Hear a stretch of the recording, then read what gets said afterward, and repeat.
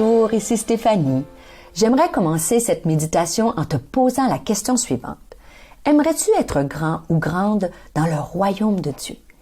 L'Évangile de Matthieu au chapitre 5 et au verset 19 nous enseigne comment.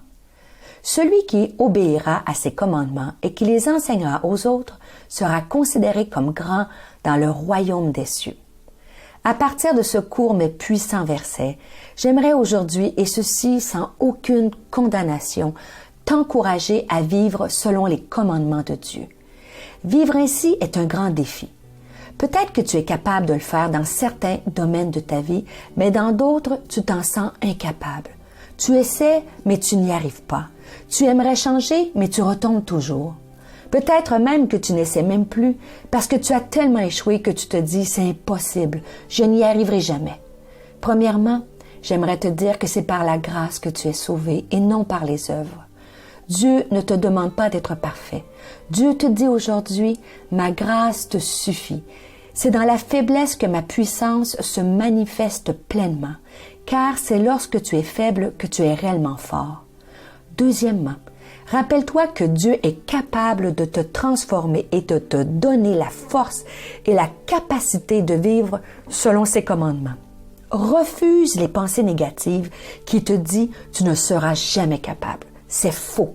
Tu peux tout grâce à celui qui te fortifie. J'aimerais te partager un verset qui m'a beaucoup aidé dans ma marche chrétienne.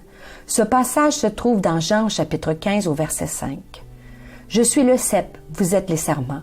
Celui qui demeure en moi et en qui je demeure porte beaucoup de fruits, car sans moi, vous ne pouvez rien faire. » Ce passage sous-entend qu'avec lui, nous pouvons tout faire.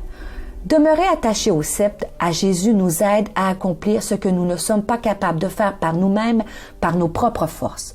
En demeurant attaché à Jésus, tu as accès à toute la puissance de Dieu, toutes ses ressources, toute sa sagesse et tout son amour.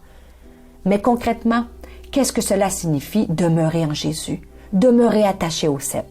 La réponse se trouve au verset 7 du chapitre 15 de l'Évangile de Jean. Si vous demeurez en moi et que mes paroles demeurent en vous, vous pourrez demander tout ce que vous voudrez et cela vous sera accordé. Demeurer attaché au cep signifie passer du temps dans la prière et dans la lecture de sa parole. Plus ta vie sera empreinte de sa présence, plus tu porteras du fruit et tu accompliras ses commandements. J'espère que cette méditation t'a aidé et inspiré à demeurer attaché à Jésus. Que Dieu te fortifie aujourd'hui et qu'il t'aide à marcher dans ses commandements. N'oublie pas, tu peux tout accomplir par celui qui te fortifie.